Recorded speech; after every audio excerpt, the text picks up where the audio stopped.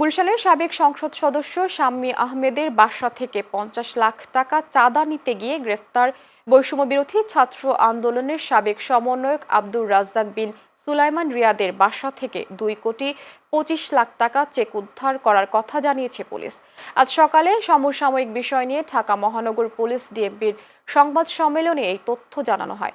ডিএমপির মুখপাত্র মোহাম্মদ তালিবুর রহমান জানান, ৫০ লাখ টাকা চাঁদা দাবির ঘটনায় গ্রেফতারকৃতদের জিজ্ঞাসাবাদে প্রাপ্ত তথ্য মোতাবেক মোট ২,২৫,০০,০০০ টাকার চেক উদ্ধার করা হয়েছে। এ বিষয়ে কলাবাগান থানায় আলাদা একটি মামলা রুজু প্রক্রিয়া চলছে। আসলে এখানে যারা জড়িত ছিল আমি এটা মনে করি কোনো দলীয় পরিচয় কারো কাছে মুখ্য বিষয়টা। আমরা যে সম্ভাব্য কারণগুলো এবং এখানে যারা জড়িত ছিল তারা ব্যতীত আর অন্য কেউ আছে কিনা সেটাও আমরা তদন্ত করে দেখছি। আশা করি তদন্ত শেষে এগুলো বিস্তারিত জানা সম্ভব হবে। আমরা যে কোনো সময় সতর্ক রয়েছি, যে কোনো অরাজক পরিস্থিতি মোকাবেলা করার জন্য ডিএমপি তার পূর্ণাঙ্গ সক্ষমতা নিয়ে কাজ করছে। এক্ষেত্রে যদি কেউ আইন শৃঙ্খলা অবনতি করার চেষ্টা করে সেটা আমরা অবশ্যই আইনানুগভাবে মোকাবেলা করব।